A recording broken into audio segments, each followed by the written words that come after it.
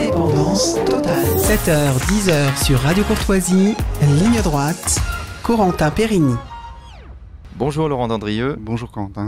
Alors vous êtes rédacteur en chef des pages culturelles de Valeurs Actuelles. Vous êtes auteur notamment de Rome ou Babel pour un christianisme universaliste et enraciné aux éditions Artege. Vous êtes déjà venu sur Ligne droite pour en parler, puis dans plusieurs émissions sur Radio Courtoisie. On invite évidemment nos auditeurs à retrouver. Je vous rappelle que les interviews sont disponibles sur notre chaîne YouTube. Mais là, vous êtes ici pour nous parler d'un livre complètement différent. Votre dernier livre, Une cinématique idéale, que regarder en famille de 5 à 16 ans, aux éditions Criterion. Et alors, c'est vrai que c'est intéressant, ou en tout cas primordial aujourd'hui, d'avoir un critique cinéma qui peut voir dans les films récents les films qui ne sont pas woke, qui ne contiennent pas un message bien pensant, ou alors tout simplement des images crues et en tout cas qui n'élèvent pas l'âme.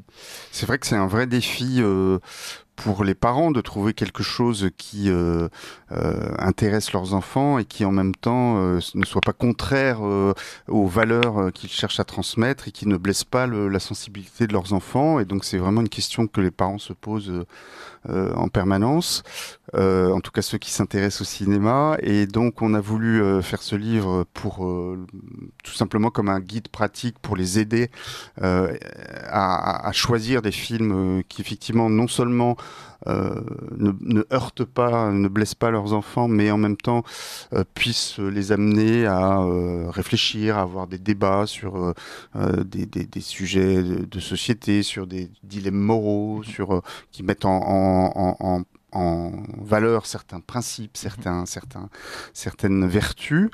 Et puis aussi, je pense que ce livre se veut un plaidoyer pour le visionnage en famille. C'est-à-dire que le sous-titre, c'est « Que regarder en famille ?» et non pas devant quel film placer vos enfants pour avoir la paix.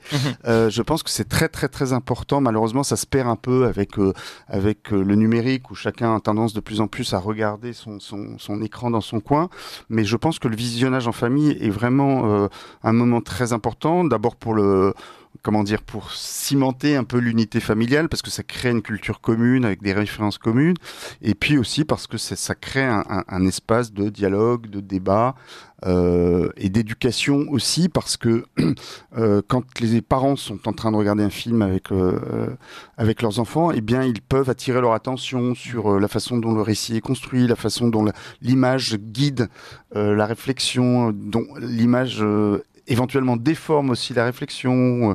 Ça peut permettre aussi, quand on voit un film historique, de faire comprendre aux enfants que c'est pas parce que l'image a montré les événements de telle ou telle façon que ça s'est effectivement passé comme ça. Enfin, il y a vraiment tout un travail de décryptage à faire et d'éducation du regard qui est très important. Et donc justement, dans ce livre, je rappelle, une cinématique idéale, vous voulez... Une cinémathèque, idéale, vous voulez à la fois mêler le combat culturel et l'agréable, c'est-à-dire introduire aussi les enfants au beau, au vrai et au bien. Ça, c'est important pour vous. Oui, c'est vraiment important parce que je pense qu'il ne faut pas être schizophrène comme on l'est trop souvent en matière de cinéma, où on a tendance à considérer que la valeur éducative ou la valeur morale d'un film dispense de se poser la question de sa valeur esthétique. Et je pense que c'est une erreur fondamentale, que si on prétend éduquer au vrai en méprisant le beau, eh bien on ne respecte pas l'unité de la personne humaine en fait. Et surtout on ne respecte pas le vrai non plus, parce que le vrai pour moi est inséparable du beau. Et donc j'ai écarté de ce film un certain nombre de ce livre un certain nombre de films, et notamment j'ai été assez sévère dans la catégorie comédie, parce que dans le cinéma français, il y a beaucoup de comédies qui sont un peu filmées avec des moufles, parce que effectivement le but est de faire rire et on se soucie pas du tout de la façon dont c'est filmé, et je trouve ça dommage parce qu'on accoutume ainsi les gens et les enfants à la laideur en fait, ce qui est vraiment il y a un manque d'exigence. Mais on a une vraie tradition de cinéma comique en France, mais on reviendra là-dessus. Mais vous voulez donc introduire les enfants au beau, mais aussi au noir et blanc, c'est-à-dire qui est une technique qui est belle, qui a ses valeurs. Et puis vous parlez aussi des doublages. Alors c'est assez drôle parce que vous dites que même pour des doublages qui ne seraient pas, des films qui ne seraient pas anglais ou espagnols, même pour des films asiatiques, vous êtes pour le sous-titre. Alors ça, c'est intéressant de se dire, il faut donc aussi introduire les enfants à un autre cinéma, un cinéma qui est peut-être plus lent, avec des images en noir et blanc, et puis aussi avec une langue étrangère. Alors, en tout cas, je pense que, en plus, si on veut effectivement s'intéresser au cinéma familial, on est un peu obligé de s'intéresser au cinéma d'autrefois. Moi, je pense que le cinéma des années 30 à 60, c'est l'âge d'or du cinéma, mais par ailleurs, c'est plus encore l'âge d'or du cinéma familial parce que au-delà de cette époque, quand vous vous rapprochez d'aujourd'hui, bien vous avez plus de violence, plus de sexe explicite, c'est plus de cynisme, plus d'individualisme. Ça devient de plus en plus difficile dans le cinéma moderne de trouver des films qui respectent effectivement les valeurs que les parents, la plupart des parents ont envie de transmettre à leurs enfants. Donc de ce point de vue-là, le cinéma ancien est une mine d'or inépuisable dont il serait vraiment dommage de se priver sous prétexte qu'il est en noir et blanc, et j'insiste sur le fait que le noir et blanc c'est pas uniquement une limite technique liée au fait qu'on n'avait pas inventé la couleur, c'est que c'est aussi un outil esthétique formidable. Quand vous voyez un film comme La Nuit du chasseur de Charles Laughton avec Robert Mitchum, la splendeur des images noir et blanc, la qualité incroyable des contrastes vous permet de comprendre très rapidement que c'est vraiment un art, la photographie en noir et blanc. Quant au doublage, oui, c'est une question là aussi d'éducation au beau, c'est-à-dire que moi j'ai été guéri du doublage assez jeune parce que je faisais partie d'une chorale quand j'étais petit. On avait fait une tournée en Espagne, j'avais 11 ans et j'avais vu dans un hôtel un film de Louis de Funès doublé en espagnol et j'avais trouvé ça absolument grotesque. Et juste après, il y avait un film de John Wayne doublé en espagnol aussi, et ça m'avait fait comprendre que effectivement regarder des films étrangers doublés en français, ça n'avait pas de sens. Alors il y en a certains qui sont bien doublé, mais c'est pas quand même la majorité du genre. Puis on a quand même des grands acteurs de doublage en France. Oui, mais effectivement, surtout dans les films anciens, mais malgré tout, il y a souvent une perte, il y a souvent une médiocrité, et donc il y a le risque de s'habituer à cette médiocrité. Et je suis très frappé d'entendre parfois des amis qui n'ont pas été éduqués à cette culture de la version originale et qui vous disent tiens, regarde-moi tel film, et ils vous montrent un truc doublé. Et en fait, c'est juste inaudible. Mais ils ne s'en rendent pas même plus compte parce qu'ils n'ont pas l'habitude. C'est vraiment une éducation à faire là aussi assez tôt, parce que évidemment il y a une petite gymnastique à lire les sous-titres, mais on s'y fait très vite. Et effectivement, même si vous ne parlez pas japonais, eh bien un acteur japonais, il y a une intensité dans son jeu, des accents de vérité que vous ne retrouverez pas dans le doublage. Ça, c'est vraiment très frappant.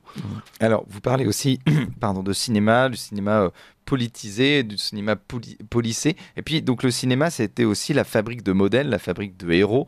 Vous parlez de cinéma d'aventure, aussi l'aventure comme quête, l'aventure comme accomplissement. Et vous avez un petit article sur James Bond, notamment un James Bond qui assume de moins en moins son côté tueur, macho, un petit peu alcoolique.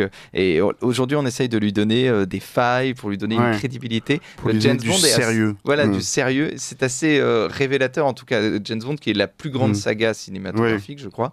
C'est la plus longue, en tout cas. La plus longue, oui. On voit bien l'évolution du héros avec James Bond. Oui, alors ça pourrait paraître paradoxal de consacrer tout un encadré à James Bond dans un livre consacré au cinéma familial, parce qu'effectivement, c'est pas un modèle de vertu à présenter à nos chères têtes blondes. En même temps, je pense que le grand mérite de cette saga, en tout cas telle qu'elle a été conçue au départ, c'était de ne pas se prendre au sérieux. Et donc, voilà, je pense que n'importe quel ado qui regarde regarde James Bond a bien compris que ce n'était pas un modèle de vertu et de monogamie qu'on lui présentait.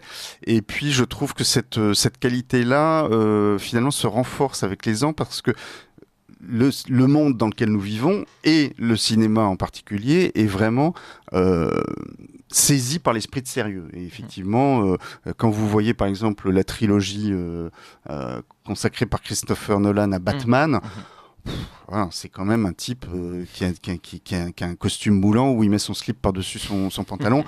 Et quand on vous explique qu'on a comme un saupoudré tout ça de freudisme, vous avez quand même un peu envie de rigoler.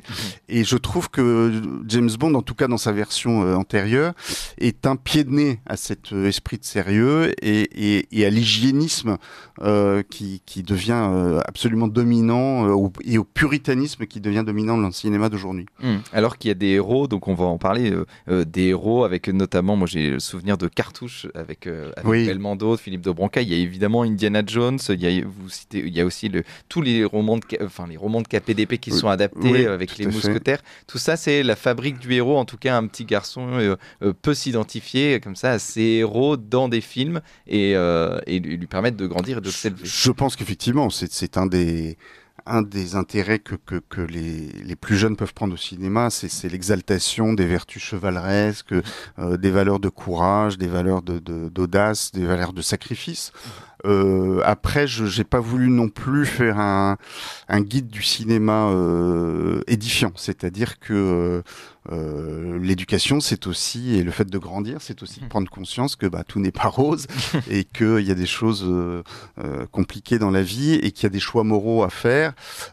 Et donc, il y a aussi dans les films que je présente des héros négatifs qui sont des contre-exemples.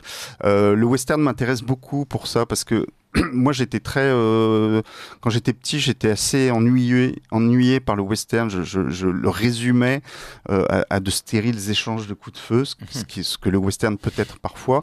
Et puis, en grandissant, j'ai fini par comprendre qu'il y avait des westerns qui étaient beaucoup plus intéressants que ça.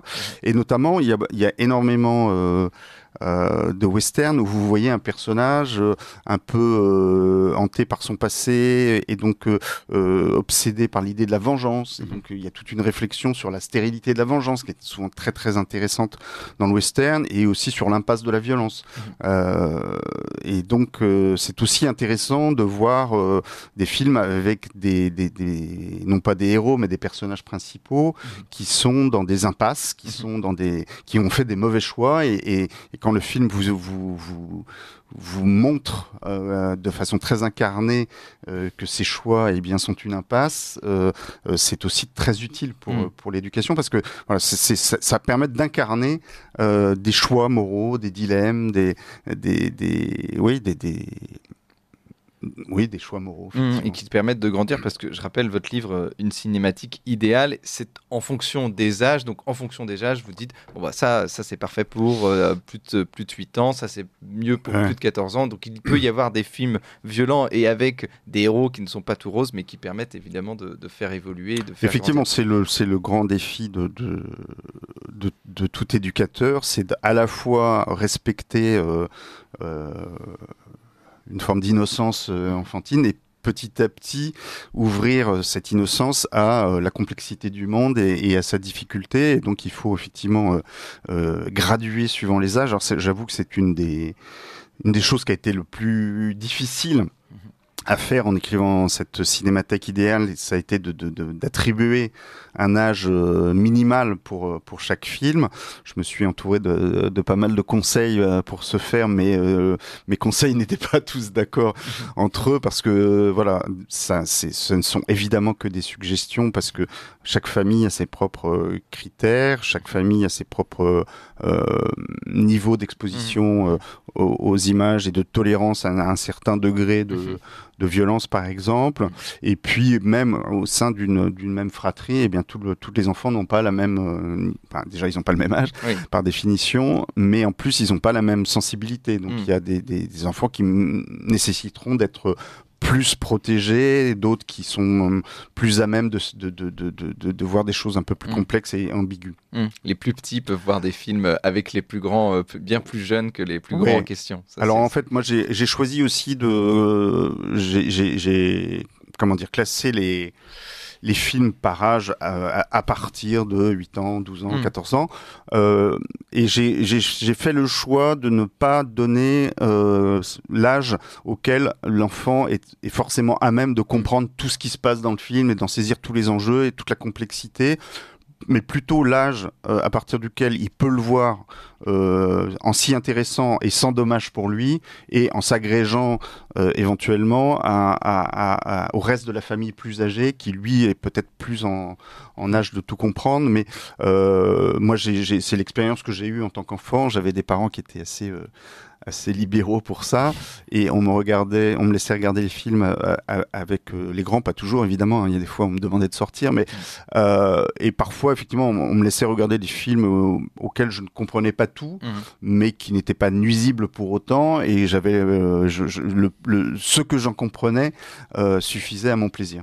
Et on va voir aussi que vous aimez bien les dessins animés, vous en consacrez un chapitre, mais on va en parler juste après. Laurent Dandrieux, je voulais vous parler, moi j'ai une question qui me taraude depuis un petit moment, c'est sur les adaptations, notamment les adaptations au cinéma de pièces de théâtre. Alors vous citez dans votre livre Roméo et Juliette, Othello, Hamlet, aussi évidemment les adaptations de livres au cinéma, Cyrano, tous les films adaptés de Jane Austen. Alors pour la construction de la culture d'un enfant, faut-il qu'il regarde d'abord au théâtre ou lise le livre, puis après regarde le film, ou alors est-ce que il faut qu'il lise voir le film, quitte à court-circuiter son imaginaire. Oui. Ça, c'est un gros débat, effectivement. La question est un peu différente pour le théâtre et le roman, parce que le théâtre, généralement, les adaptations au cinéma respectent à peu près le texte. Parfois, il y a des coupes, mais malgré tout, très souvent, il y a une fidélité au texte, donc ça peut être à peu près la même chose de voir un film que d'aller voir la pièce sur une scène. Le roman, c'est évidemment différent, puisqu'on est obligé de tailler, on est obligé de... Donc moi, je suis plutôt partisan de voir le film d'abord, pour ensuite aller vers la complexité supérieure du roman, où il y a forcément plus de péripéties, tandis que si vous commencez par lire le livre avec tous ces détails et tout ce foisonnement d'intrigues, vous risquez de trouver l'adaptation au cinéma un peu réductrice. Après, effectivement, il y a cette question de court-circuitage de l'imaginaire. Voilà, se laisser implanter des images par le film qui vous interdisent après de rêver. Moi, j'avoue que je ne suis pas je suis pas un lecteur très visuel. C'est-à-dire que quand je lis un roman, je ne mets pas forcément un visage sur les personnages. Donc moi, cet aspect-là me dérange assez peu. Alors, on va parler des comédies françaises. Alors, à Valeurs Actuelles, vous avez fait paraître un hors-série récemment sur l'âge d'or du rire français. Dans votre cinématique idéale, vous citez beaucoup de comédies françaises des années 60-70. Alors, Le Cornio, Rabbi Jacob, Le Magnifique, Les Tontons Flingueurs. Comment vous expliquez comment la longévité de ces films, comment se fait-il que ces films qui sont sortis dans les années 60-70 continuent à passer à la télé aujourd'hui, avoir des millions de vues, de téléspectateurs? Alors, je pense qu'il y a déjà une question de qualité d'écriture. C'est évident pour les Tontons Flingueurs, c'est-à-dire qu'il y a une qualité des dialogues qu'on retrouve assez rarement dans le cinéma contemporain. Quand vous comparez aussi les grandes comédies de Gérard Houry, La Grande Vadrouille, Le Cornio, et pour ne fâcher personne, celle de Danny Boone, il y a évidemment un gouffre en termes de qualité d'écriture. Et puis, je pense qu'il y a un effet nostalgie. Pas seulement parce que ce sont des films d'autrefois, mais aussi parce que c'est pour ça qu'on a appelé ce hors-série l'âge d'or du rire français. C'est qu'il y a une nostalgie pour cette époque où le rire avait une forme d'innocence. On était dans le comique sans être dans la dérision. Et donc on ne cherchait pas systématiquement à rabaisser en fait.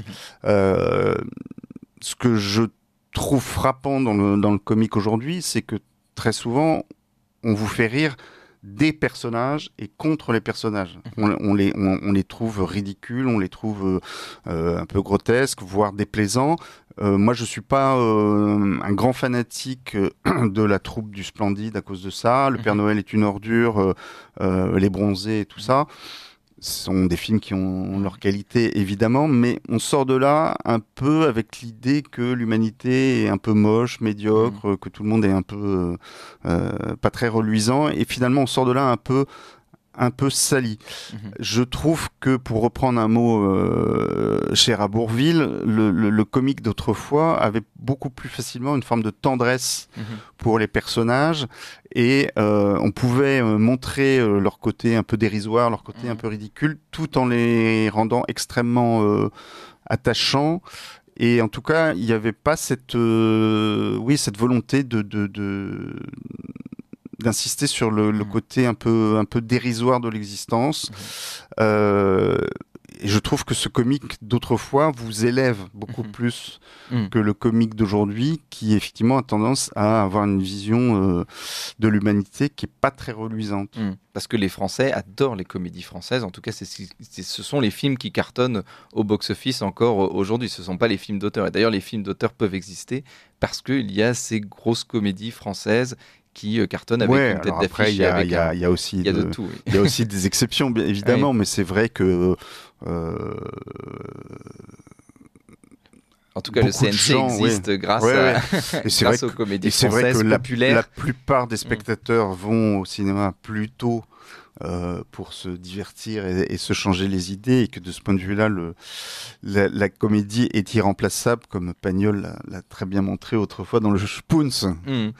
Alors, oui, avec Pagnol, avec Fernandel. Avec Fernandel. Et en fait, Fernandel, à Paris, Fernandel est un comédien qui pense avoir un talent dramatique extraordinaire. Et en fait, il réussit finalement à devenir comédien, mais uniquement en faisant rire, ce qui pour lui est absolument désespérant, parce qu'il considère que le rire est une chose assez basse et de peu d'intérêt, et il finit par comprendre que non, en fait c'est quelque chose de profondément utile. Et il y a cette très belle tirade de son ami qui est joué par Orhan Mazis, qui lui dit mais en fait voilà, les grands humoristes sont des bienfaiteurs de l'humanité, et on devrait dire Saint Charlot et Saint Molière. Alors ça, c'est évidemment une autre époque, mais c'est un très bon film. Donc Spoon, c'est d'ailleurs qui est en noir et blanc, donc que vous pouvez voir, et avec Fernandel, qui est un grand acteur comique. Mais justement, vous dites que la comédie peut élever. Alors c'est intéressant de dire ça, parce qu'on se dit la comédie, c'est seulement du divertissement et seulement pour se changer les idées. Vous, il y a une vraie dimension d'élévation de la comédie. Moi, je trouve que quand une comédie est vraiment réussie, c'est parce que il y a derrière une dimension de vérité humaine. Je trouve que les grandes comédies disent quelque chose malgré tout sur ce qu'est notre humanité. Et quand vous regardez, par exemple, je parlais de Gérard Houry tout à l'heure, mais le tandem formé par De Funès et Bourvil dans La Grande Vadrouille, ça dit quelque chose du respect qu'on doit à l'autre, et du ridicule de ne pas respecter l'autre. Il y a dans tous les films de Louis de Funès, justement, un regard porté sur les abus de pouvoir, sur l'imbécilité de ceux qui sont forts avec les faibles et faibles avec les forts. Enfin voilà, il y a toujours un fond d'humanité. Et alors, ne parlons pas évidemment de Chaplin, parce que Chaplin, c'est effectivement des comédies, mais c'est des comédies avec toujours un fond mélodramatique et qui, je pense, vous fait vraiment grandir en humanité et vous dilate le cœur. Alors, il y a aussi des dessins animés qui sont... Il y a tout un chapitre. Oui, tout un chapitre sur les dessins animés. Alors, on se rend compte que Laurent Dandrieux, vous aimez Toy Story, Le Monde de Nemo, Les Indestructibles, Ratatouille. Alors, comment ces gros studios américains, c'est Disney, c'est Pixar, comment ils ont réussi à vous séduire, vous, et à vous dire, tiens, il faut les mettre dans votre cinématique idéale?